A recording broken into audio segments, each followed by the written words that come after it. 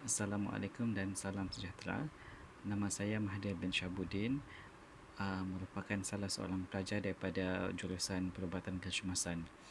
Jadi hari ini saya akan berkongsi keputusan saya yang telah saya lakukan, iaitu Mental Status Examination (MSC) kepada salah seorang klien saya lah yang saya telah lakukan. Jadi klien saya ni bernama Encik M. Encik M ni berumur 27 tahun dan bekerja sebagai seorang guru lah. Encik M ni juga masih bujang, belum berkahwin lagi, dan juga beliau tidak mempunyai sebarang masalah perubatan lah. Jadi Encik M ni baru-baru ini telah menceritakan masalah beliau, di mana beliau mengalami stres sejak PKP berlangsung lah, yang dilaksanakan pada baru-baru ini. Jadi dari apa yang saya lihat melalui penampilan ataupun appearance Encik M ini, beliau menunjukkan ekspresi muka yang agak tertekan sedikit lah. Encik M juga dari segi pemakaian Encik M dan grooming dia ni, beliau tidak nampak selekeh lah. Dia berpakaian kemas. Dari segi behavior ataupun tingkah laku, saya boleh nyatakan bahawa tingkah laku dia agak normal lah. Kemudian dari segi percakapan pula, beliau bercakap dengan perlahan dan nada yang rendah lah. Tetapi kita masih boleh dapat apa yang beliau hendak ingin sampaikan kepada kita lah.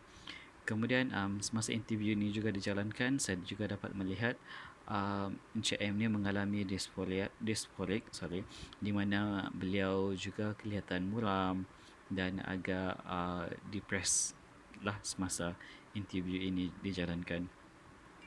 Okay, beliau juga menceritakan masalah beliau kepada saya dengan teratur lah. Maksudnya beliau menceritakan perjalanan mengapa beliau merasakan keadaan tertekan itulah yang sedang beliau rasakan sekarang ini. Kemudian Encik T juga ni, apabila ditanya berkaitan dengan benda-benda seperti membunuh diri ataupun substance abuse, beliau juga tidak mengalami sebarang tanggapan untuk membunuh diri ataupun tidak mengalami sebarang halusinasi lah.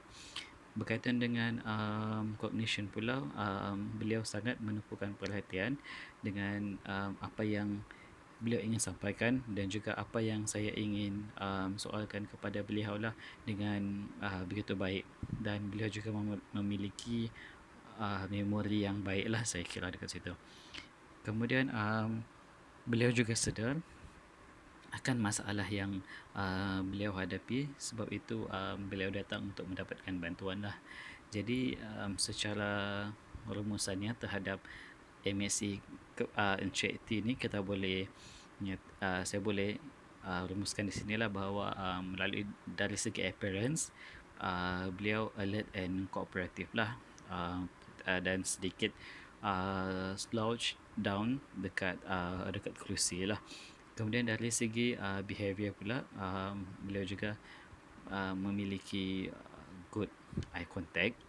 Dari segi percakapan, beliau memiliki moderate latency semasa menyampaikan apa yang beliau sedang alami sekarang. Kemudian dari segi mood pula, kita boleh tengok dia mengalami depression lah. Kemudian dari segi efek pula, beliau menunjukkan dysphoric lah. Dari segi true process pula, apa yang dia sampaikan ialah logic and linear. Dari segi cognition, beliau alert dan juga fokus terhadap apa yang beliau sampaikan. Kemudian insight, saya boleh nyatakan fact, dan judgement dia sangat good lah. Kemudian sebagai kesimpulan di sini, saya boleh nyatakan bahawa Encik T mengalami depression disebabkan PKP yang berlaku pada baru-baru ini. Sekian saja, terima kasih.